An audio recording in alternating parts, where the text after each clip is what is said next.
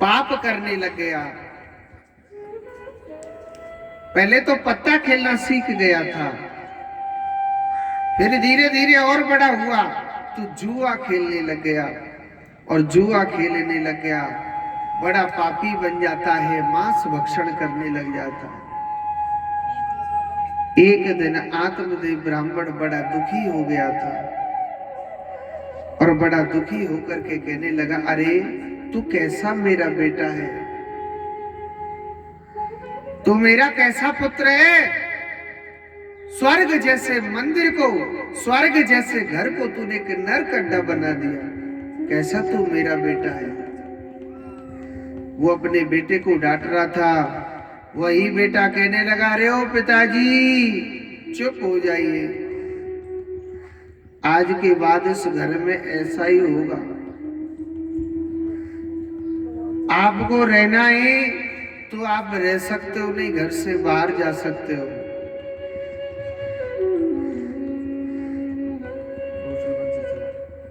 आपको रहना है तो रह सकते हो, नहीं घर से बाहर जा सकते हो। अब वही पिता रोने लग रहा है, हे भगवान तूने मुझे बेटा दिया तो क्यों दिया। अब भगवान से रोने लग रहा है। कल रो रहा था, हे भगवान मुझे बेटा दे, कैसा भी दे मगर दे बेटा। और बोयो पेड़ बबूल को आम कहाँ से ला। भैया बबूल जानते हो किसे कहते हैं? कांटे का पेड़ होता है। अरे कांटे का बीज डालेगा कांटे ही तो लगेंगे, है? ऐसा तो है नहीं कांटे का बीज डाल करके भजन करने लग जा कि हे भगवान इस पेड़ पर आम लग जाए, आम लग जाए, कभी नहीं लगेगा। कल रो रहा था, बेटा दे मुझे कैसा भी दे मगर दे बेटा, और आज बेटा मांग लियो तो फिर काई को रो है? पीछे को मुड़ करके गया, देखा था गाय का बेटा भजन करने लग रहा है, क्योंकि गैया का बेटा है जो बहुत बड़ा भगवान का परम भक्त होता है। गऊ का बेटा है वो बहुत बड़ा भगवान का परम भक्त होता है। गाय का बेटा के चरणों में रोने लगा। आत्मदेव पंडित जी रोने लगे कि हे गौ पुत्र आज मेरे बेटे ने मुझे बहुत डांटा है। हे गौपुत्र अब तू ही मुझे बता, मेरे हृदय में इतना वैराग्य नहीं कि मैं सब कुछ छोड़ करके भगवान का भजन करने लग जाऊं बियाबान जंगल में, मेरे अंदर वैराग्य नहीं है। हे गौपुत्र अब तू ही मुझे मार्गदर्शन करा। तो वही गैया का बेटा कहने लगा, अरे पिताजी कौन किसका बेटा और कौन किसका पिता, ये भगवान ने माया बनाई है। बहुत से लोग कहते हैं ना मैं बेटे के लिए ये कर दूंगा, बेटे के लिए वो कर दूंगा, मेरा बेटा ये है वो है। जब बुरा वक्त आता है ना कोई संतान तक साथ नहीं देती है, जब जीव का बुरा वक्त आता है। और ये मत सोचना ये बुरा वक्त फलाने के साथ में आया है, मेरे साथ में कभी नहीं आएगा। ये कभी मत सोचना, ये समय की हवा है जन किधर को चल देती है। ये बुरा वक्त एक दिन सबको आता है, ये वक्त बुरा सबके पास आता है, ऐसे नहीं है कि नहीं आता है। उन्होंने ज्ञान दिया कि बेटा गौपुत्र गौकर्ण ने बताया कि पिताजी हमारा जो सच्चा साथी है, सच्चा प्रेमी है तो केवल कृष्ण है, कृष्ण के सिवाय हमारा कोई नहीं है। और उसने कहा करो, आत्मदेव ब्राह्मण के हृदय में ज्ञान के पट खुल गए, अपना घर छोड़ करके कृष्ण के द्वार को अपना लिया था। अब पिता घर नहीं रहता था तो बेटा तो और ज्यादा वो हो गया ना, शरारती, पाप करने लग गया और ज्यादा। जब और ज्यादा पाप करने लग गया, जब पूरा धन जुए में हार गया, एक दिन अपनी माँ का पल्लू पकड़ लिया, अग्नि की जलती हुई लकड़ी ले ली और अपनी माँ से कहने लगा, रियो माँ, मेरे लिए आप धन दो, अगर आपने मुझे धन ना दियो ना, इस जलती हुई लकड़ी से आपको मारूंगा। और सुनो, माँ ने झूठ का सहारा लिया, लाला तेरे लिए ना कल धन दूंगी। कब धन दूंगी? कल के दिन तेरे लिए जरूर धन दूंगी।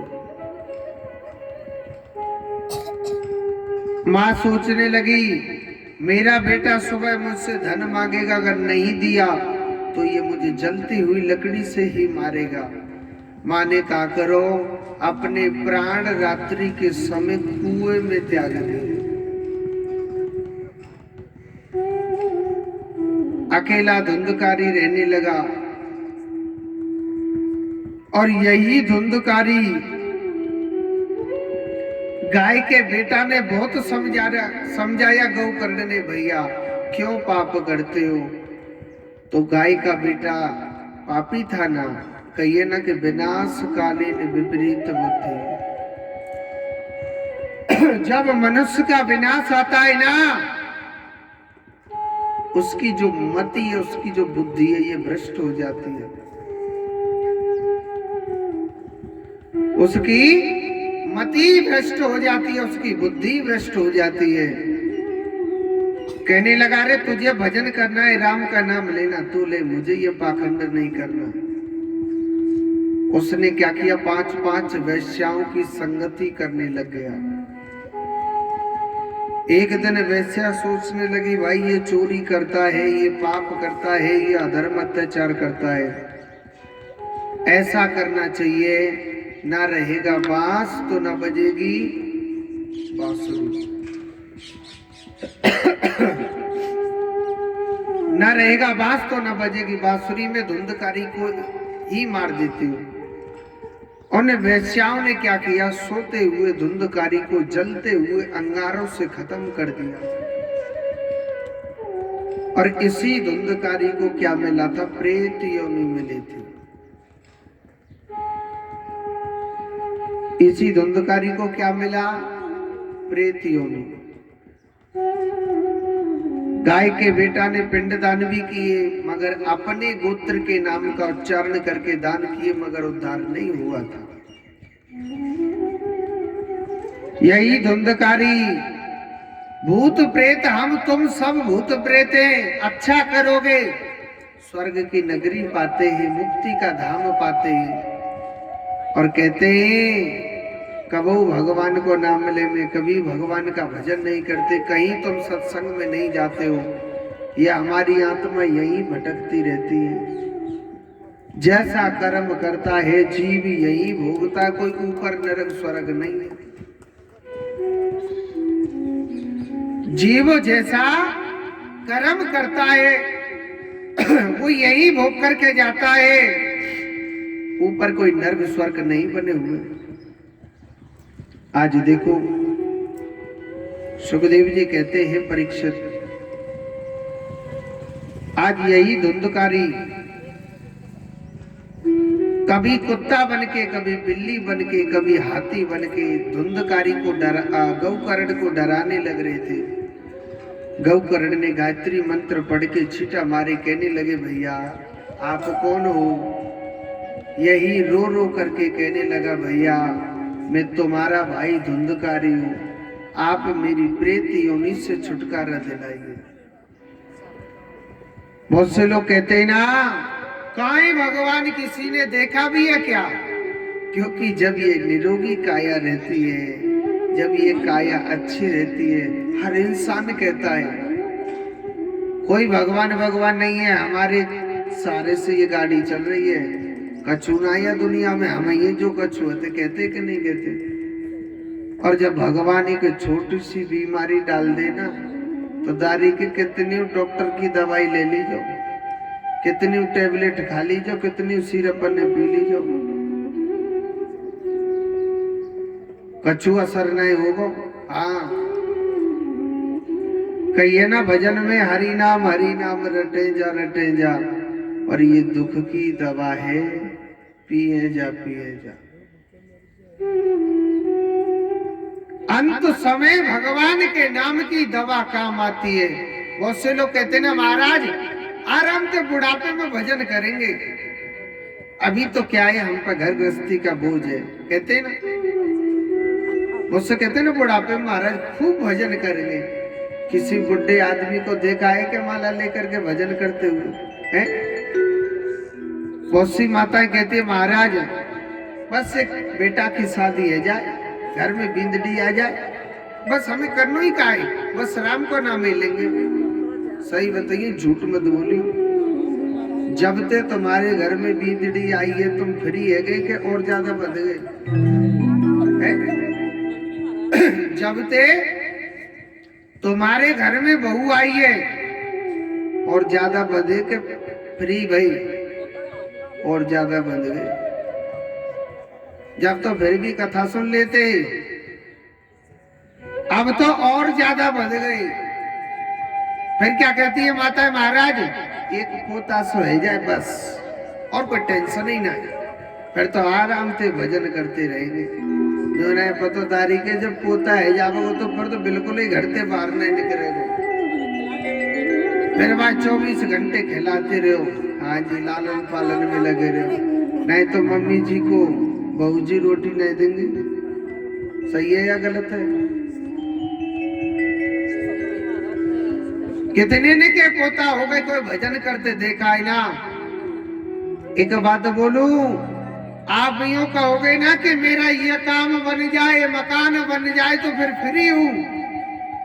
जितने तेरे काम बनते जाएंगे उतना तू टेंशनों में घिरता जाएगा, उतना तू माया में लिप्त होगा। और जाने जवानी में भजन नहीं करो वो बुढ़ापे में जिंदगी में नहीं करेगा। हमारे एक ब्रज का भजन है कि जाने जवानी में भजन नहीं करो वो बुढ़ापे में नेको नहीं कर सके। कैसे? और ना राम नाम लीनो तेने भरी जवानी में, और तू डूब के मर जइयो चुल्लू भर पानी में। डूब के मर जइयो, ताली ताली बजा लो, पानी में। वो ना राम नाम लीनो ना कृष्ण नाम लीनो तेने भरी जवानी में, तू डूब के मर जइयो चुल्लू भर पानी में। डूब के मर जइयो चुल्लू भर पानी में। हरि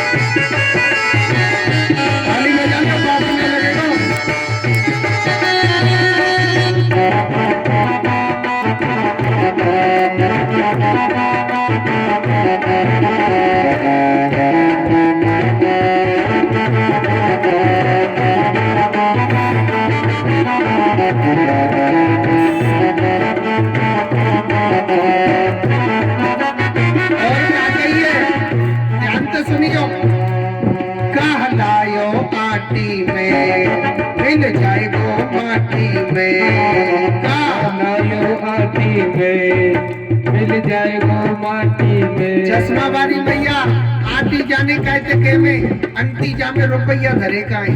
हाँ, कहलायो आटी में मिल जाएगो माटी में, कहलायो आटी में मिल जाएगो माटी में। एक दिन तेरी काया कस जाएगी काटी में, एक दिन तेरी काया फंस जाएगी कांटे में। वो पानी को बबूला है, पानी का बबूला है, वो पानी को बबूला है, पानी का बबूला है। मिल जाएगा पानी में, तू डूब के मर जा रे चुल्लू भर पानी में, तू डूब के मर जा रे चुल्लू भर पानी में। हरी बोल।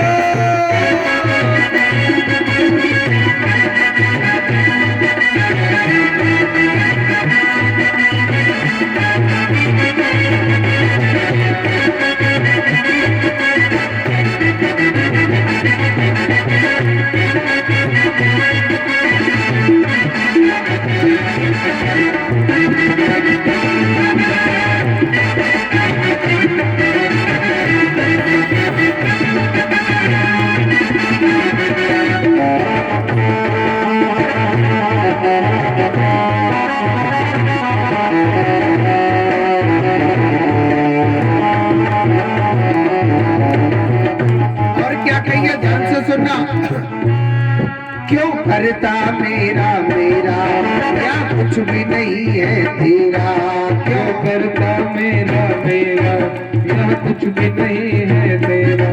क्यों करता मेरा मेरा या कुछ भी नहीं है तेरा, क्यों करता मेरा मेरा यह कुछ भी नहीं है तेरा। एक दिन होगा भैया मरघट में तेरा डेरा, एक मरघट में तेरा डेरा। कछु कमा के ले जा रे, कछु कमा के ले जा रे, कछु कमा नहीं पायो, कछु कमा नहीं पायो। ऐसी जिंदगानी में तू डूब के मर जाए चुल्लू भर पानी में, तो डूब के मर जा रे चुल्लू भर पानी में। ना राम नाम लीनो ना कृष्ण नाम लीनो दिन भरी जवानी में, तू डूब के मर जइयो चुल्लू भर पानी में, तू डूब के मर जइयो चुल्लू भर पानी में। हरी बोल। कुर्सी वाली मैया ताली बजा।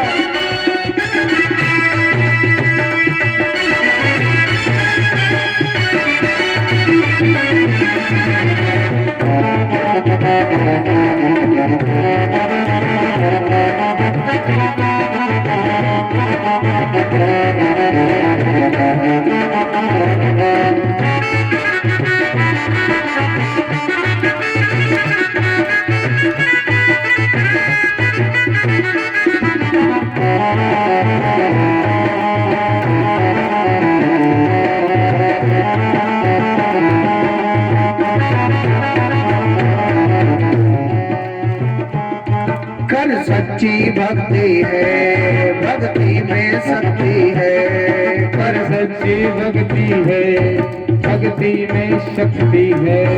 या भक्ति से भैया मिल जाएगी मुक्ति है, या भक्ति से भैया मिल जाएगी मुक्ति है। तेने बालापन खोयो, तेरे सारो जीवन खोयो, तेने बालापन खोयो, तेरे सारो जीवन खोयो। या खाना दानी में तू डूब के मर जा रे चुल्लू भर पानी में,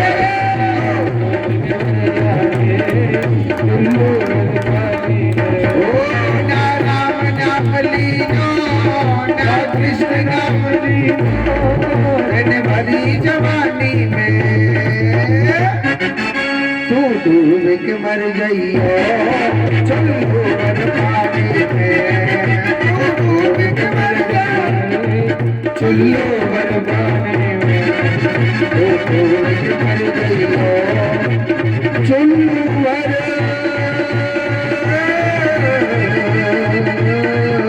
पानी।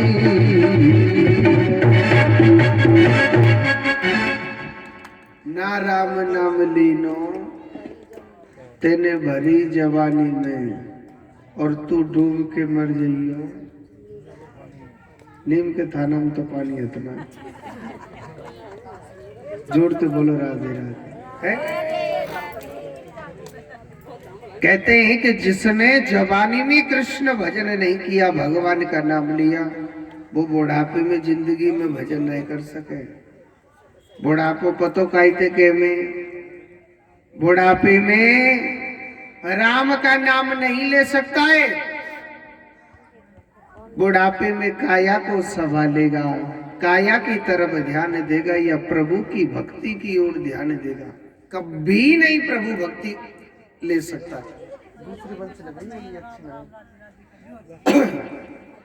प्रभु की भक्ति नहीं ले सकता है जीव। तो आज देखो, यही धुंधकारी के उद्धार के लिए, और उन्होंने क्या किया, भगवान की कथा को सुनाया था। भागवत कथा में कहते हैं कि जितनी दूर दूर तक भागवत कथा की आवाज जाती है, उतनी उतनी जगह पवित्र हो जाती है। भागवत कथा में कहा गया है कि जितनी दूर दूर तक आवाज जाए, उतनी उतनी जगह पवित्र हो जाती है। भगवान का नाम, भगवान की कथा किस्मत वाला सुनता है। पहले दिन की कथा हुई, पहली ग्रंथि फट गई, दूसरे दिन की कथा में दूसरी ग्रंथि फट गई। ऐसे 7 दिन की कथा हुई, 7 ग्रंथियां फट गई थी। धुंधकारी जी महाराज का उद्धार हो गया। ऊपर से बेमान आया, बैठा के ले चलने लगा। सब लोग कहने लगे महाराज 1 मिनट रुको, रोक दिया। महाराज आप कहते हैं कि कथा सुनने से मुक्ति मिलती है। कथा तो सबने सुनी, अकेले धुंधकारी का क्यों उद्धार? कहने लगे कि देखो, कथा सुनने वाले ना 3 प्रकार के होते हैं। कितने प्रकार के? 3 प्रकार के। श्रोता, सरोता और सोता। पहला कौन है? श्रोता। कथा का टाइम है 1 बजे से 4 बजे तक। सच्चा जो कथा सुनने वाला होगा ना, वो 1:45 बजे आके पंडाल में बैठ जाएगा और 4 बजे तक पूरी कथा को सुन के, प्रसाद लेकर के, जो कथा को सुन के मनन करता है, उसे कहते हैं श्रोता। दूसरा कौन है? सरोता। सरोता किसे कहते हैं? कथा सुनने के लिए तो आ जाएंगे, मगर यह कमी ढूंढेंगे कि कथा में कमी क्या है। फलानी जगह तो ऐसी कथा चल रही थी, अरे सी को नहीं चल रही कथा। फलानी जगह तो ना कथा में रसगुल्ले बंटते थे, यहाँ तो पानी भी नहीं मिल रहा पीने के लिए। फलानी कथा में तो ये हो रहा था, इस कथा में तो हो नहीं रही। फलानी कथा में पंडित जी बड़ी अच्छी तरह कथा सुनाते थे, ये पंडित जी तो यही कथा सुना रहे। यानी कमी ढूंढेंगे, उसे कथा से मतलब नहीं, किंतु परंतु तर्क वितर्क निकालना। और तीसरा कौन है? बूढ़ी मैया सुन लीजिए ध्यान से। तीसरा है सोता। बहुत सी बूढ़ी मैया घर पे बिंदड़ी सोने नहीं देती है, वो दे देती है ना अपने अपने उनको खिलाने के लिए। मम्मी जी लो, कान्हा बाबू रो रहा है, खिला लो। अब मम्मी जी पूरी धूप में लग रही है कान्हा बाबू को खिलाने के लिए, और बहू रानी जी सो रही है आराम से। देख लिया कि फलानी जगह कथा चल रही है, एहसान और करके हमें बहू पे, लाली कथा सुनने जा रही हूँ, घर को ध्यान रख लीजिए अपने आप। आज पीपर के पेड़ के नीचे कथा सुनने जा रही हूँ। अच्छा, वहां से कथा सुनने के लिए आ जाते, यहाँ किसी दीवार या किसी बल्ली किसी चीज का सहारा लेके चुप आंख बंद करके सो जाती है माँ।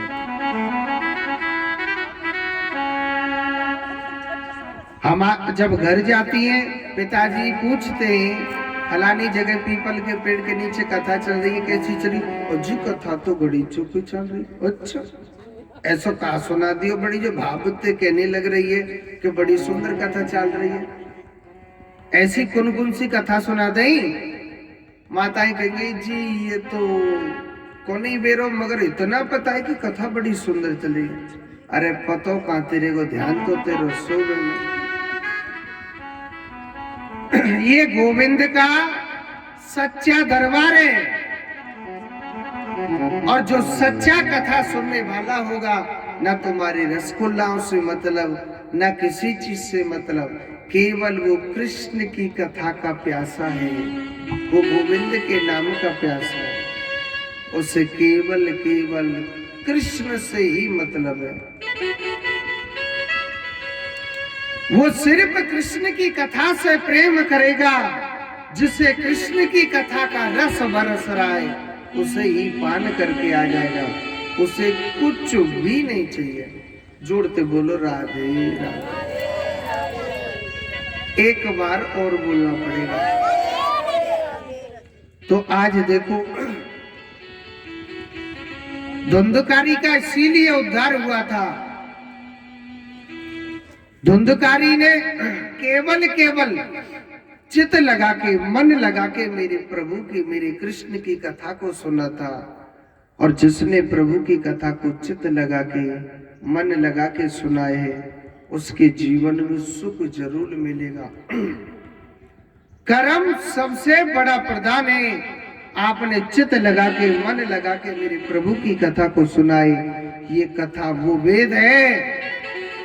अगर नियम से सुनोगे, चाहे घर में आपके में कैसी भी विपत्ति हो, कोई महाराज किसी के कष्ट को दूर नहीं कर सकता है। सबसे बड़ो महाराज ही बैठो पाए। या तो बड़ो महाराज या दुनिया में कोई न बनो, न बनेगो और न आयो। ये कृष्ण ऐसा है। अगर मेरे प्रभु के सामने अगर आप दिल से रोगे ना, तुम्हारे एक एक आंसुओं का जवाब देगा। संसार में किसी के भी आगे रो लेना, तुम्हारी रोने की आवाज को कोई नहीं सुन सकता है, और सुनने वाला है तो केवल कृष्ण है। कृष्ण के सिवा कोई भी नहीं। ऐसा है मेरा गाना, ऐसा है मेरा गोपाल। और जो भी कृष्ण के दरबार में कृष्ण के लिए जो भी रोया है, मेरे भगवान ने एक एक आंसुओं का जवाब दिया है। संसार में आप किसी के भी आगे रो लेना, आपके रोने की आवाज सुनने वाला कोई नहीं है, केवल कृष्ण तुम्हारी आवाज सुनेगा।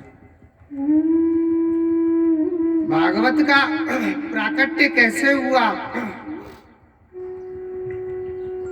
भागवत का प्राकट्य कैसे हुआ था? सुखदेव जी महाराज कहते हैं, परीक्षित, भागवत कथा का प्राकट्य होता है। सु को माने तोता। एक तोता वैकुंठ लोक पर रहा करता था। किशोरी राधा रानी कहने लगी कि हे सुखदेव, आप धरती पर जाओ और जन जन को कथा सुनाना। सुखदेव जी महाराज कहने लगे, माता मैं तो धरती पर नहीं जाना। माता मैं आपके नाम का भजन ध्यान पूजा पाठ करता हूं। माता मुझ पे सब छूट जाएगा। माता मैं नहीं जा रहा। मगर किशोरी राधा रानी वचन देती है, वरदान देती है कि सुखदेव आप जाओ, जन जन को कथा सुनाना। ये हमारा कहना है, आप जाओ ना। तो किशोरी राधा रानी की बात मान करके यही तोता धरती पर आया और एक गर्भ रूपी अंडे में जाकर के बैठ जाता है। गर्भ रूपी अंडे में जाकर के बैठ गया। मगर कहते हैं कि इनको कोई प्रकट करवाने वाला चाहिए ना, इनको कोई प्रकट करवाने वाला तो चाहिए ना। तो देखो नारद जी महाराज ऐसे संत हैं। नारद जी महाराज ऐसे संत हैं, चाहे जिसमें लड़ाई करवा दे और चाहे जिसमें राजीनामा भी करा देते। नारद जी ऐसे संत हैं।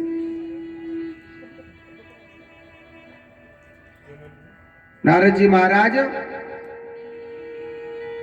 ऐसे संत, चाहे जिसमें लड़ाई करवा दे और चाहे जिसमें राजीनामा करा देते। नारद जी सोचने लगे, हमने कबो भोले बाबा और पार्वती मैया की लड़ाई नहीं कराई।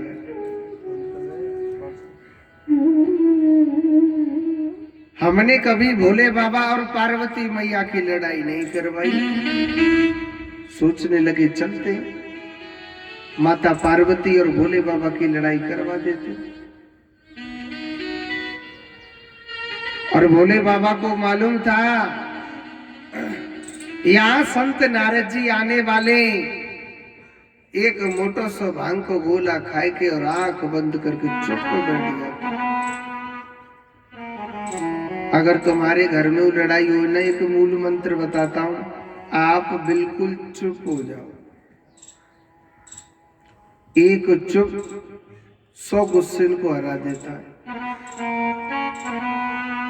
भोले बाबा चुपचाप आंख बंद करके भजन में बैठ गए। नारद जी आए, कहने लगे भोले बाबा से, अरे ओ बाबा, बाबा, अरे ओ बाबा, मैं प्रणाम करता हूँ आपको। बाबा हुए तो बोले। बाबा तो आंख बंद करके भजन में लीन हो गए थे। बाबा भोलेनाथ तो आंख बंद करके चुप को भजन में लीन हो जाते।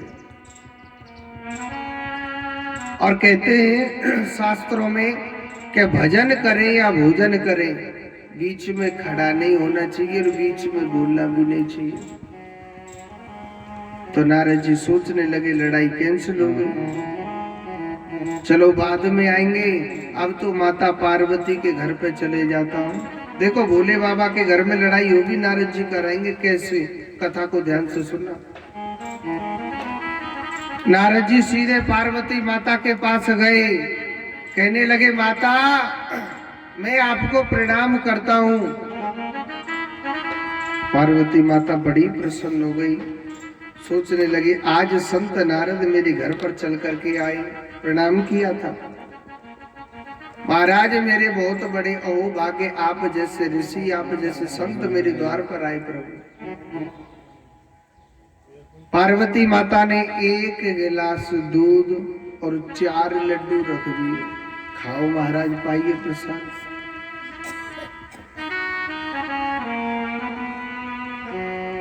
कुछ लोग नींद के झोंका लेने लग रहे आराम से।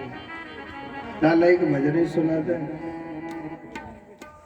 क्योंकि शंकर जी की कथा चल रही है तो नींद तो आनी आनी।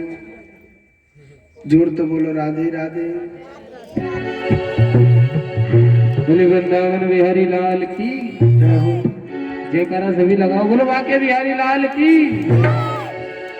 राधे का नाम अनमोल, बोलो राधे राधे। राधे का नाम अनमोल, बोलो राधे राधे।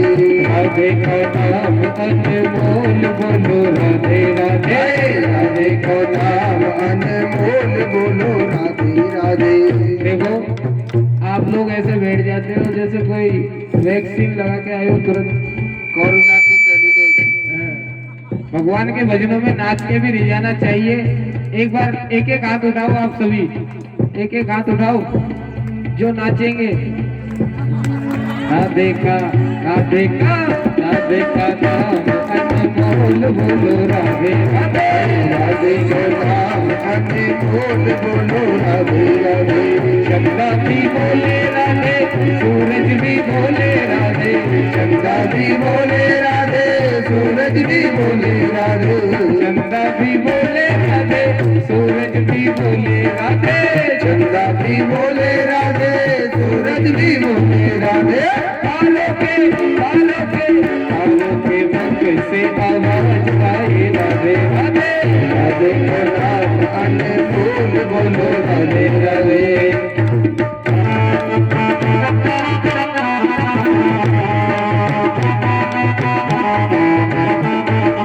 और मैया के तो ताली नहीं बजाई रही, बूढ़ी मैया नाच रही है तुम्हारे सामने।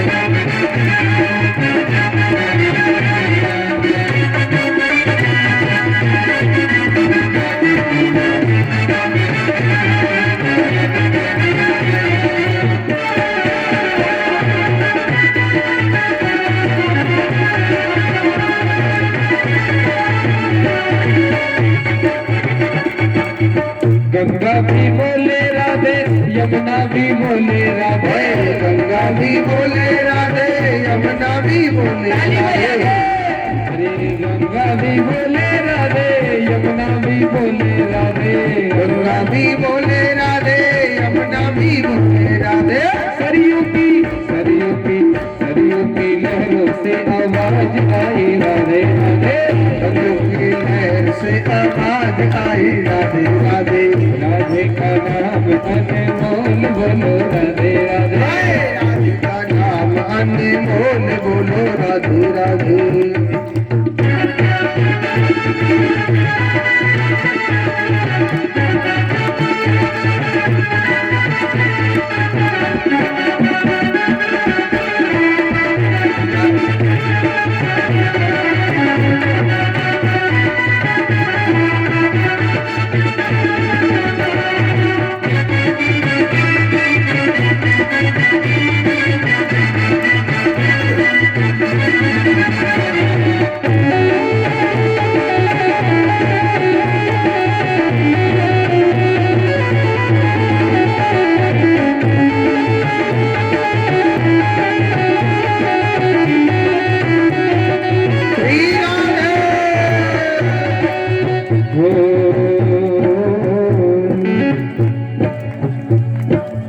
ग्वाले भी बोले राधे, गोपी भी बोले राधे, ग्वाले भी बोले राधे, गोपी भी बोले राधे, ग्वाले भी बोले राधे, गोपी भी बोले राधे राधे, ग्वाले भी बोले राधे, गोपी भी बोले राधे,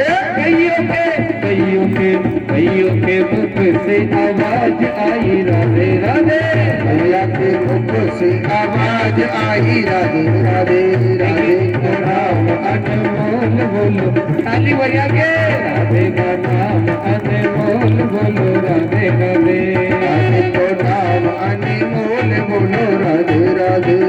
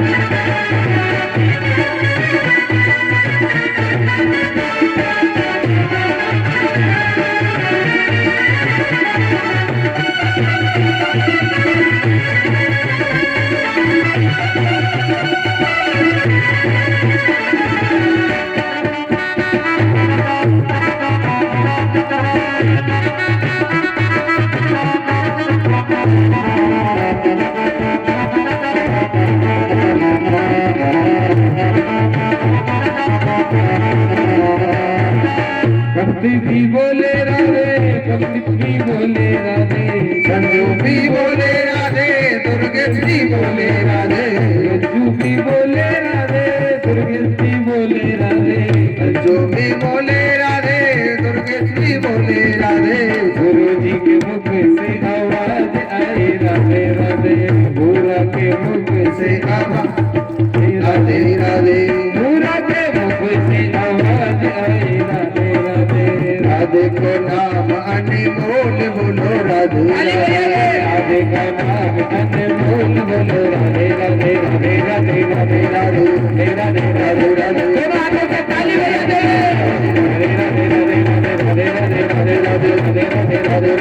श्री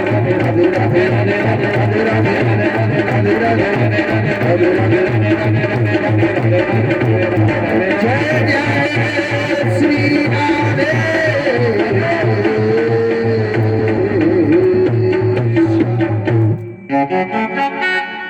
बोलिए राधा रानी की। एक बार जोड़ते बोलो। सोलिए मगर मोड़े ते राधे राधे नहीं बोल रहे। कुर्सी पे तरीका मैया तुम बोलो राधे राधे। तो कहते हैं अब भोले बाबा के लिए 4 लड्डू 1 गिलास दूध रख दिया। पार्वती मैया कहने लगी नारद जी से महाराज आप पहले रोज आते थे। नारद जी आप पहले रोज आते थे, आजकल आपने आना जाना सब कुछ बंद कर दिया महाराज, क्यों? नारद जी कहने लगे मैया हमने ऐसे ही बंद कर दिया। मैया किसी को भी देखो सब लोग मतलब से बुलाते। मैया हमने इसलिए आना जाना ना सब कुछ बंद कर दिया, सब स्वार्थी है। सुनो नारद जी महाराज दुनिया की बुराई करते हैं और पार्वती मैया अपने पति की बड़ी बड़ाई कर रहे हैं। महाराज हमारे स्वामी ना बहुत अच्छे हैं, हमारे स्वामी ऐसे हैं, हमारे स्वामी ऐसे हैं। नारद जी सोच रहे कछु न कछु तो धारण करो। नारद जी कहने लगे मैया आपसे बाबा प्रेम करते बन के बहुत ज्यादा महाराज, बन इतनो प्रेम करें कि इतनो करें कि इतनो करें कितनो। पार्वती मैया कहने लगे महाराज मेरे पति मुझसे इतना प्रेम करते जो गुरुजी कान में गुरु मंत्र देते हैं ना वो अपनी पत्नी तक को नहीं बताना चाहिए। महाराज मेरे पति इतना प्रेम करते कि सबसे पहले मोह बता दियो, इतने भूले। नारद जी कह रहे हो मैया कोई बोलो ना ही तू सोच रही है। आपको मालूम है भोले बाबा के जो गले में मुंडों की माला है वो किसके नाम की है? पार्वती माता कहने लगी महाराज प्रेम तो करते मगर ये तो कभी नहीं बताया।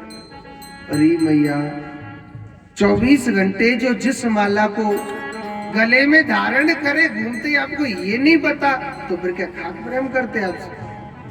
अरे मैया हमने तोते पहले कह दी ना दुनिया मतलब की है तो मतलब की है। हाँ मैया बाबा ने जो मुंडों की माला पहन रखी है ना वो किसी और के नाम के मुंडे हैं। और तो क्या बताऊं मैया बाबा जो चिता की भस्मी लगाते हैं ना पूरे शरीर से वो भी किसी और के नाम की है। और तो क्या बताऊं मैया बाबा जो भोलेनाथ है ना उन्होंने ना एक दूसरी शादी भी कर रखी है।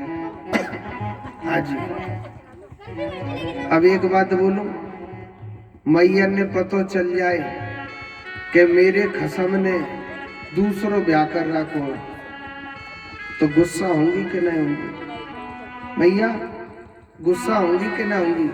मेरे स्वामी जी ने दूसरी शादी कर रखी, नेक ना बहुत ज्यादा गुस्सा है जाएंगे।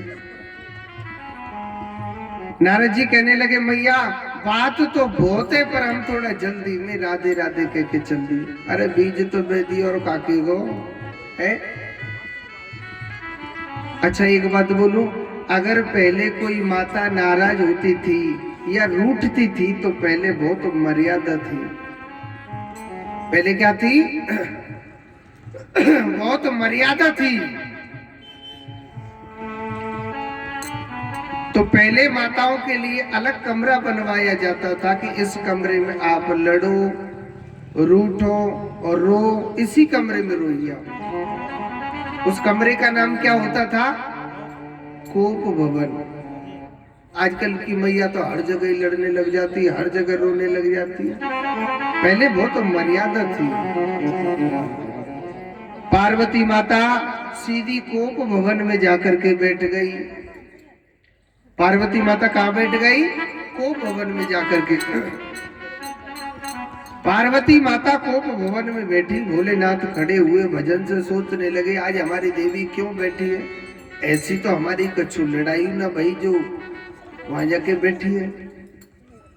नारद जी सीधे गए कोप भवन में और पार्वती माता से कहने लगे हे देवी क्या बात है, क्यों बैठे हो यहाँ पर? पार्वती माता कहने लगी सुनो जी, आप हमसे मत बातें करो और हम आपसे बातें नहीं कर रहे। बोले बाबा कह रहे ठीक है नहीं बात करें, मगर बात तो बताइए, बात क्या है? हमने तो ऐसी कछु बातों ना बोली। महाराज मैंने आपसे बोल दिया ना, आप मुझसे मत बातें करो और मैं आपसे बातें नहीं कर रही। बोले बाबा सोचने लगे आज हमारी देवी रूठ क्यों गई? बोले बाबा कह रहे ठीक है हम आपसे नहीं बोलेंगे, मगर एक बात बता दो। भोले बाबा ने नेत्र बंद करके देखा कि संत नारद जी आए हुए, तो भोले बाबा कहने लगे हे देवी क्या यहाँ संत नारद जी आए क्या?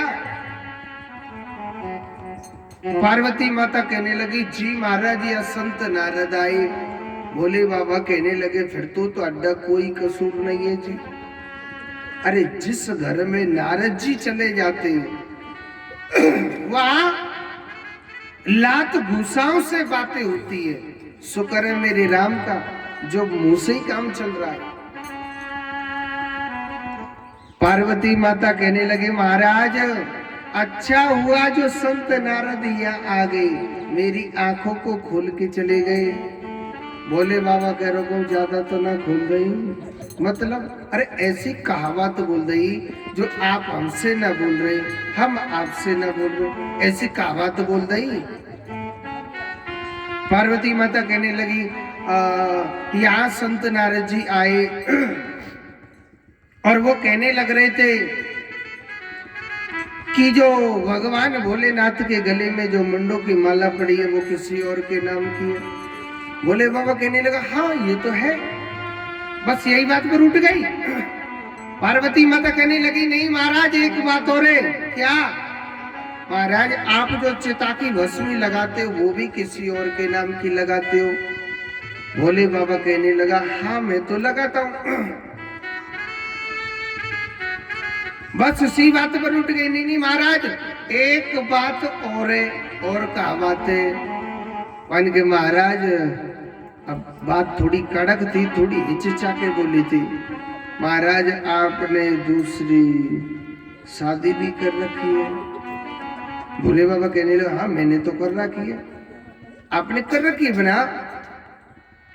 अब तो पार्वती माता गुस्सा नहीं बहुत ज्यादा गुस्सा हो गई। महाराज आपने दूसरी शादी कर रखी है, मुंडों की माला पहनी ये भी मुझे नहीं बताया। भोले बाबा कहने लगे देवी ये तो पूछ ले दूसरो ब्याह कौन से करो है देवी? जब जब तूने सती का रूप धारण किया मैंने तुझसे ही विवाह रचाया। कभी कात्यायनी, कभी कालरात्रि, कभी माँ भैरवी, कभी सतचंडी, जो जो रूप धारण किए मैंने तुझसे ही विवाह किया। और जितने रूपों को तो छोड़ती हुई तू आई, मैंने हर रूप का मुंड काट काट के अपनी माला में पिरो लिया था। और देवी चिता की भस्म का और के नाम की ना लगाऊं, सिर्फ तेरे ही नाम की लगाता हूं। अब सुनो, भोले बाबा कहने लगे पार्वती तुझसे ही विवाह रचाया, तेरे नाम की चिता की भस्मी लगाता हूं और तेरे ही नाम के मुंड पहनता हूं। अब पार्वती माता ना डबल टेंशन में हो गई। कैसे? पार्वती माता कहने लगी महाराज ऐसी कौन सी जड़ी बूटी पीस के खा ली है तुमने? मैं तो मर जाती हूँ, तुम क्यों नहीं मरते हो? है? मैं तो बार बार में मरी मगर आप एक बार क्यों ना मरे? ऐसी कौन सी पुड़िया घोर के पी ली महाराज? भोले बाबा कहने लगे हाँ ये बात तो पूछ सकती है, ऐसी कौन सी पुड़िया घोर के पी ली मैंने? ऐसी पुड़िया है अमर कथा की जड़ी बूटी खा ली है मैंने। जो मनुष्य अमर कथा को चित लगा के ध्यान लगा के सुन लेता है उसको कभी मृत्यु का असर नहीं होता है। जन्म और मृत्यु से उसका छुटकारा मिल जाता है। कहिए ना कि पुनरपि जननम पुनरपि मरणम पुनरपि जननी जठरे शयनम। हे देवी, वो पुनः बार बार जन्म नहीं लेता है, वो पुनः बार बार नहीं मरता है। मैंने अमर कथा की जड़ी बूटी खाई है। भोले बाबा कहने लगे, पार्वती माता कहने लगी कि महाराज वह जड़ी बूटी हमऊ दे दो, हमऊ तो आपकी अर्धांगिनी है, हमऊ तो आपकी पत्नी है। भोले बाबा कहने लगे कोई दाल बाटी चूरमा नहीं बना ले और खा ले। अमर कथा बड़े चित्त लगा के बड़े भाव से सुनी जाती है। बड़ा चित्त लगा के बड़े मन लगा के भाव से कथा सुनी जाती है। पार्वती माता पीछे पड़ गई, नहीं महाराज आप ही मुझे उस अमर कथा को सुनाइए। तो बड़े भाव से बड़े प्रेम से भोले बाबा ने आज पार्वती माता को कथा सुना रही। कैलाश पर्वत पर एक गुफा थी और उस गुफा के अंदर प्रवेश कर जाते हैं। जो तोती उस अंडे के पास बैठी थी, भोले बाबा ने ऐसे 3 ताली बजाई थी, जो तोती उस अंडे के पास बैठी थी वो उड़ जाती है। और भोले बाबा आज पार्वती माता को बड़े भाव से कथा सुना रहे हैं। पहले दिन की कथा होती है, क्योंकि भोले बाबा बड़े कृपालु हैं, बड़े दयालु हैं और भोलेनाथ से तो निराला कोई है ही नहीं जी। तो आज भोले बाबा पार्वती माता को बड़े भाव से बड़े प्रेम से अमर कथा सुना रहे हैं। बोले शंकर भगवान की जयकारा लगाओ, बोलो भोलेनाथ की।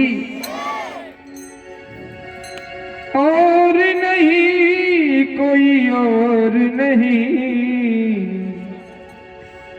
भोलेनाथ से निराला कोई और नहीं। भोलेनाथ से निराला कोई और नहीं, और नहीं कोई और नहीं, और नहीं कोई और नहीं, भोलेनाथ से निराला कोई और नहीं। भोले बाबा से निराला कोई और नहीं।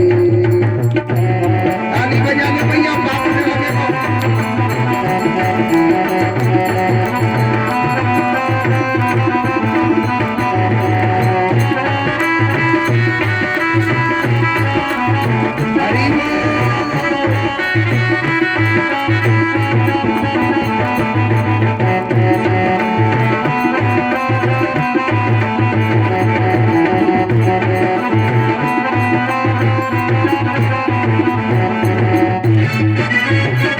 ताली बजाना घूमट वाली।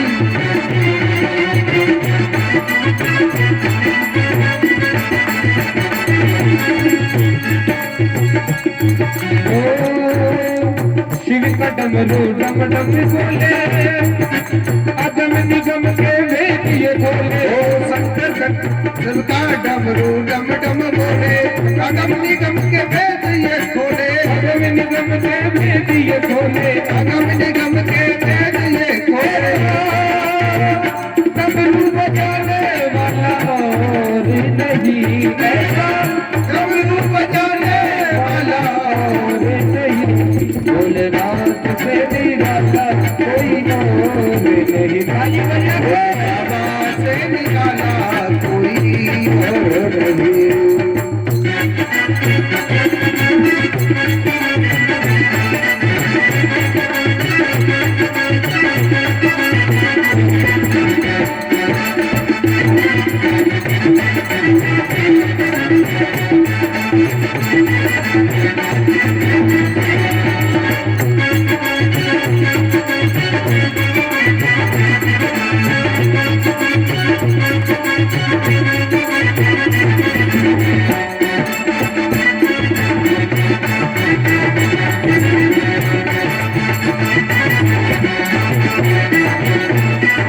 काया जब जब करवट बदले पाप चमकते अगले पिछले। ओ काया जब जब करवट बदले पाप चमकते अगले पिछले। काया जब जब करवट बदले पाप चमकते अगले पिछले।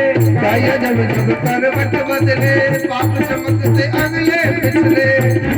ऐसी बिगड़ी बनाने वाला और नहीं, ऐसी बिगड़ी बनाने वाला और नहीं। भोले ताली बजागे, भोलेनाथ से निराला कोई और नहीं।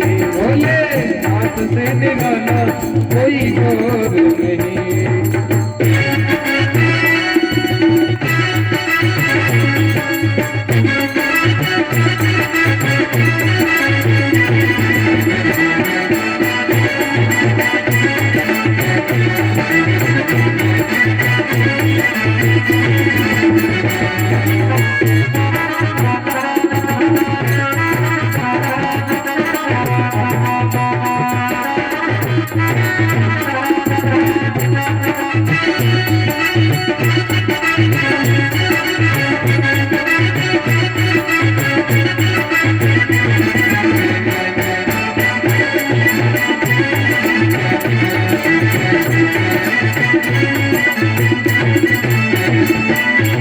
तुमने जग का कष्ट मिटाया मुझको बाबा क्यों बिसराया। तुमने जग का कष्ट मिटाया मुझको स्वामी क्यों बिसराया। तुमने जग का कष्ट मिटाया मुझको बाबा क्यों बिसराया।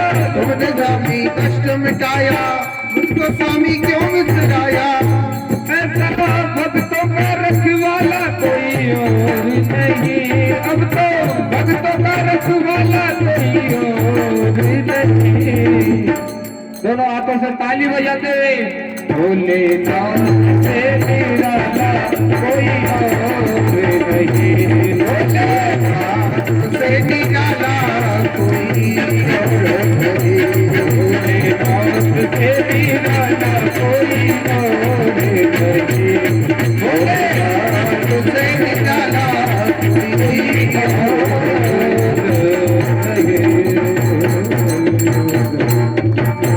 बोलिए शंकर भगवान की। एक बार जोर से बोलो, एक बार जोर से और बोलो राधे राधे। दादी बोल रहे और थोड़े से इतना ही बात रह गई है, 5 दिन ही बात है। हाँ 5 दिन की कथा के लिए कह रहा हूँ ना बिगड़े दादी, चिंता मत करो। जोर तो बोलो राधे राधे। तो आज देखो भोले बाबा पार्वती मैया को कथा सुना रहे हैं। 1 दिन कथा सुनी, 2 दिन कथा सुनी, 3 दिन कथा सुनी और सुनो 4थे दिन की कथा में मेरे प्रभु का अवतार होता है और बड़ी ठंडी ठंडी हवा चल रही थी और पार्वती माता को उन फूलों की वहां पर महक थी। पुष्प वृक्ष खड़े हुए थे, पुष्पों के वृक्ष, सुंदर सुंदर फूलों के वृक्ष वहां खड़े हुए। तो पार्वती माता को उनकी महकों से और निंद्रा देवी ने जकड़ लिया था। और भगवान का जब 4थे दिन अवतार होता है, वह अंडा में जो तोते का जो अंडा था उस तेज के कारण, भगवान के अवतार के कारण, और वह अंडा फट गया और पंछी बाहर आया और उस तोता ने उस अमर कथा को सुना था। ये कथा पार्वती के नसीब में नहीं थी। ये कथा जो साक्षात देवी होकर के कथा सुनना चाह रही थी, ये उसके भाग्य में नहीं थी, वो भी सो जाती है। और आप लोग भगवान की कथा सुनते हो तो ये सोचना कि भगवान देखो भागवत कथा में कहिए भाग्यो उदेन भोजन समर जितेन सत्संगम चलते पुरुषो यदा वही। इसका अर्थ क्या है कि भाग्यो उदेन बहुजन्म, जब मनुष्य के करोड़ों करोड़ों जन्मों के जब भाग्य उदय होते, ऐसी कथा, ऐसा भगवान का नाम हमको सुनने के लिए मिलता है। ये हर किसी के नसीब में नहीं होता है। वो बड़ा किस्मत वाला होता है जो भगवान का नाम श्रवण करता है। नहीं तो बहुत लोग ऐसे होते जिनके द्वार के आगे होकर के बहती गंगा निकल के जा रही है, मगर वो कथा फिर भी नहीं सुन पाता है। क्या कहते महाराज, हमारे भाग्य में नहीं है, भाग्य तो बनाने से बनता है। ये सोचना मेरे द्वार के आगे होके बहती गंगा निकल के जा रही है, मैं फिर भी डुबकी नहीं लगा रहा, मेरा अंत समय कैसा आएगा। भगवान बार बार में चेतना देता है, मेरी ज्ञान की गंगा बह करके जा रही है, गोता लगाना है लगा सकता है, नहीं अंत समय बहुत पछताएगा। तू राम का नाम तो लेना चाहेगा मगर मुख से ले नहीं पाएगा, मुख से ले नहीं पाएगा तू कथा। भोले बाबा ने देखा कि अरे पार्वती सोई हुई है। भोले बाबा ने उस पंछी को मारने के लिए जैसे त्रिशूल उठाया, वही पंछी दौड़ा दौड़ा उड़ता हुआ कहाँ गया, सीधा बद्री का आश्रम गया। और व्यासी महाराज की पत्नी का नाम था विटका माता। विटका माता को जमाई आई, जमाई जानते उबासी जो मुंह को फाड़ते, और वही तो सीधा मुख के अंदर और गर्भ के अंदर पहुंच गया। बोले बाबा त्रिशूल नहीं मार सकते, नहीं आने वाले समय में हर माँ का बेटा अपनी माँ के गर्भ में त्रिशूल मारते, और वही तोता माँ के गर्भ में रहता है। रहते रहते 1 वर्ष बीत गई, 2 वर्ष बीत गई, 4 वर्ष बीत गई, 8 वर्ष बीत गई। एक बात बोलो छोटी सी, सबसे बड़ा नरक कहाँ है? माता के गर्भ के अंदर होता है। सबसे बड़ा जो नरक होता है वो माँ के गर्भ के ही अंदर होता है। माँ के गर्भ में जब जीव रहता है ना, माँ जरा सा चटपटा भोजन करती है या तीखा भोजन करती है, वह तीखा उसे काटता है और वो बड़ा बड़ा चिल्लाता है, भगवान का भजन करता है, हे विधाता, हे कन्हैया, मुझे इस नरक से बाहर निकाल। जब माँ के गर्भ में जीव होता है तो उसे 100-100 जन्मों तक की याद रहती है। अगर माता गरम दूध पीती है या गरम चाय पीती है तो अनन्य प्रकार का जलन होती है, दुख होता है, कष्ट होता है, और बड़ा बड़ा भजन करता है, हे भगवान, हे नारायण, हे कन्हैया, मुझे इस नरक से बाहर निकालो ना प्रभु। हे नारायण, मुझे इस नरक से बाहर निकाल, मुझे ये अनन्य प्रकार की जो गर्भ पीड़ा है मुझे सता रही है प्रभु। बड़ा बड़ा भजन करता है और बड़ा बड़ा जब भगवान का भजन करता है। मगर सुखदेव जी महाराज ऐसे भगवान के भक्त हैं, मेरे प्रभु का एक ही भजन कर रहे, विधाता मुझे कितना भी कष्ट दे लेना मगर मुझे इस नरक से बाहर मत निकालना। स्वयं चतुर्भुज रूपधारी नारायण भगवान ने 11 वर्ष जब पूर्ण हुई तो भगवान ने गर्भ में ही दर्शन दिया और सुखदेव ने बड़ी सुंदर स्तुति करी कि सशंख चक्रम सक्रीट कुंडलम सपीत वस्त्रम सरसीरोक्षणम संगार वृक्ष स्थल कौस्त भक्ष्यामि नमामि विष्णु शिरसा चतुर्भुजम। हे नारायण भगवान चतुर्भुज रूपधारी, एक हाथ में शंख चक्र पद्म गदा लगे, वो भगवान कितना सुंदर लग रहा है। एक बात बोलो, मेरा नारायण इतना सुंदर है। एक बार जो मेरे नारायण को देख लेता है ना, वो संसार में न किसी को भी नहीं देखेगा। मेरा नारायण भगवान इतना सौंदर्य है, प्रभु का रूप मेरे भगवान के जैसा रूप न किसी का भी नहीं है। इतना सौंदर्य भगवान का रूप। भगवान कहने लगे, हे सुखदेव, आप क्यों नहीं बाहर जाना चाहते? सुखदेव जी ने बड़ी सुंदर बात कही कि विपदो ने विपदा संपदो ने संपदा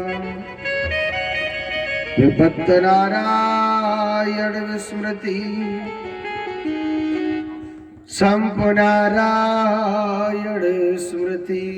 महाराज, आपकी जो माया है मुझे जकड़ लेगी, माया पकड़ लेगी, मैं नहीं जाना चाहता हूं। भैया 5 मिनट की कथा और बैठ लो, मेरी माया तुम्हें नहीं पकड़ेगी। भगवान ने वचन दिया, वरदान दिया। और सुनो, 12 वर्ष पूर्ण होते ही इन्हीं सुखदेव जी का जन्म हुआ था। और सुनो, यहाँ संतों की कहावत है कि कबीरा जब हम पैदा भये और जग हंसा हम रो। कबीरा, जब हम पैदा भये जग हंसा हम रोए। दुनिया वाले कहने लगे, फलाने के घर में का भयो है, कहने लगे लाला भयो है, बेटा भयो। बड़ी खुशी की बात है। किसी के घर में बेटा होता है तो दुनिया खुशी मनाती है कि नहीं मनाती है? अरे भैया, फलाने के बहुत बड़े भाग्य के घर में तो बेटा भयो है। और ऐसी करनी कर चलो हम हंसे जगरो। दुनिया वाले खुशी मना रहे थे, हम रो रहे थे।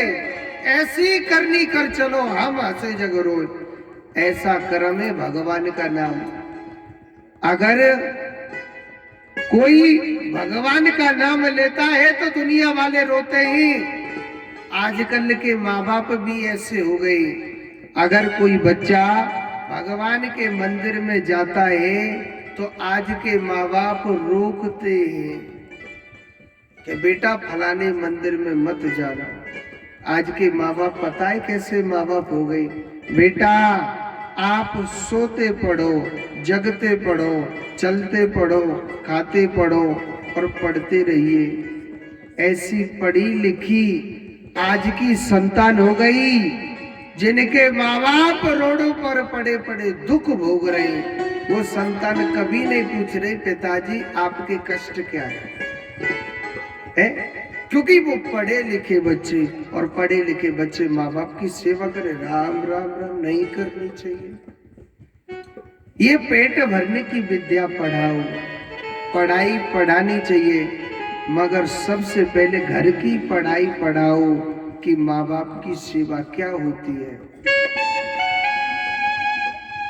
एक बात मैं आपको बताता हूं, जिस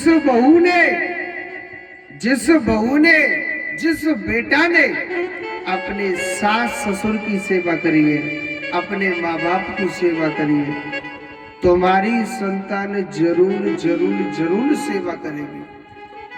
और जिस बहू ने कभी अपने सास ससुर की सेवा न करी, तो चाहे आप कितनी भी कथा सुन लो, कितनी भी गंगा जी नहा लो, कितना भी भगवान के मंदिर में दर्शन कर लेना, कितनी पढ़ाई पढ़ा लीजो, तुम्हारी संतान तुम्हारी सेवा कर दे तो ये मेरी गारंटी है। वेद क्या कहता है? जिसका घर का देवता रूठा हुआ हो, वो कथा सुनने से परमात्मा खुश नहीं होता है। पहले अपने घर के देवताओं को मनाओ, घर के देवता ही हमारे माँ बाप, हमारे सास ससुर। और जिस बहू ने अपने सास ससुर की सेवा न करी, कितनी भी कथा सुन लो, जो तुम्हारी संतान सेवा कर दे तो मेरी गारंटी, क्योंकि कर्म सबसे बड़ा प्रधान है। जैसा कर्म करेगा जीव उसी प्रकार भोगता है। भगवान कर्मों से मिलता है, पाखंडता से नहीं मिलता है। भगवान कर्मों से मिलता है, पाखंडता से नहीं मिलता है। ये बहुत से लोग क्या कहते हैं महाराज, एक्चुअली हमारे मम्मी पापा ना वो पागल हो गए, थोड़ी कम बुद्धि के, ध्यान नहीं है, दिमाग नहीं है उनमें। अरे दारी के जब तेरी एक्चुअली जब बुढ़ापे पे पहुंचेगी ना, तो तेरी नीचे वाली एक्चुअली कहेगी क्या हमारे माँ बाप भी पागल हो गए। जिसने अपने माँ बाप का पागलपन सहा है, जिसने अपने माँ बाप के क्रोध सहा है, दुख सहे हैं, तो तुम्हारी संतान भी तुम्हारे दुख सह सकती है। नहीं तूने सहा तो चिंता मत करे, तू जितना चालाक है रो, तेरे आने वाला समय उतना ही चतुर आ रहा है, वैसा ही फल मिलता है। फल कोई सेब संतरा को नहीं कहते, फल कोई केला सेब को नहीं कहा जाता, फल कहते हैं आने वाला भविष्य मेरी संतान, उसको फल कहा जाता है। बहुत से लोग कहते हैं महाराज कलयुग है, समय खराब आ गया। समय खराब नहीं, हमारी सोच खराब हो गई। सबको मालूम है कि दूध पीने से ताकत आती है, दूध पीने से ताकत आती है, हमारा शरीर भी सुंदर होता है, हमारी बुद्धि भी अच्छी होती है। मगर दूध बेचने वाला घर घर घूमता है, आप दूध ले लो, दूध ले लो, दूध ले लो, कोई दूध लेता ही नहीं है जी। और ये भी सबको मालूम है, दारू पीने से बुद्धि भ्रष्ट हो जाती है, हमारा धन संपत्ति सब नष्ट हो जाता है, और हमारा मान सम्मान गिर जाता है। और दारू वाले को देखो, एक दुकान में बैठ करके बेच रहा है और वहां लाइन नहीं टूट रही, क्या कहते महाराज, समय खराब आ गया, समय खराब आ गया। समय कह रहा है कि तू दारू पी ले, दूध मत पियो, दूध नुकसान करेगा। समय खराब नहीं, हमारी सोच खराब हो गई, हमारा सोच खराब हो गई। कहने के लिए हम कौन है, हिंदू, मगर हिंदुओं में, हमारे धर्म में देखो, यहाँ सबको मालूम है कि कथा सुनता है, घर में सुख शांति आती है, परिवार में सुख शांति आती है। मगर यही देख लो, कथा सुनने के लिए टाइम ही नहीं है जी। और यहाँ कोई लेडीज नाचने का प्रोग्राम होता तो इतनी भीड़ लग जाती, इतनी भीड़ लग जाती। क्या कहते महाराज, समय खराब आ गया। समय नहीं, तेरी सोच खराब हो गई है।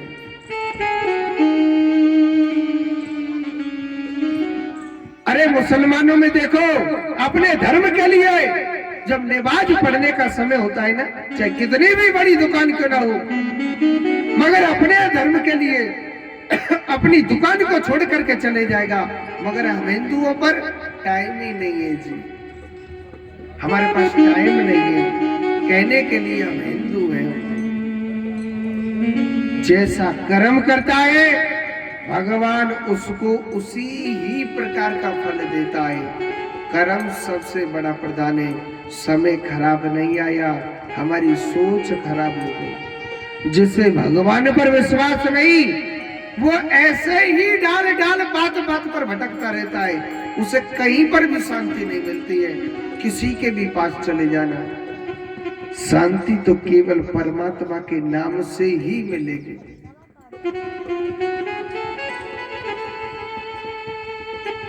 इन्हीं सुखदेव जी महाराज के जो प्रिय श्रोता बने थे, ये बने थे कौन, परीक्षित जी महाराज। एक बार जोर से बोलो राधे राधे। अब देखो आगे की कथा मैं आपको कल के दिन बताऊंगा। कल के दिन कौन कौन सी कथाएं सुनाई जाएंगी?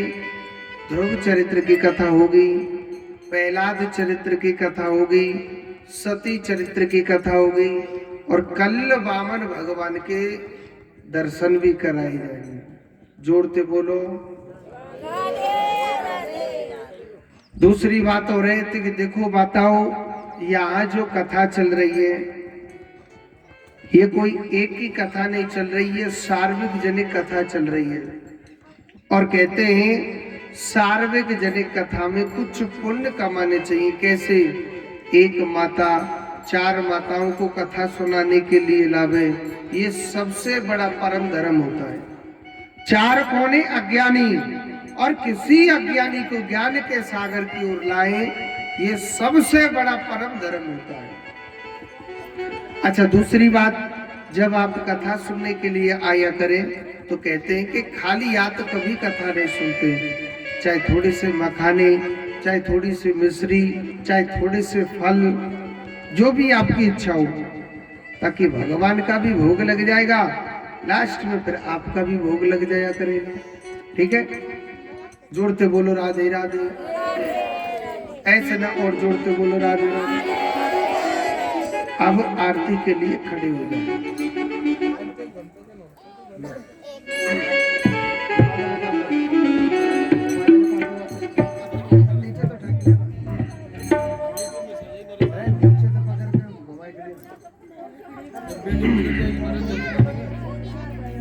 भाई करो, स्टैंड उठा के लिया। श्री राधे।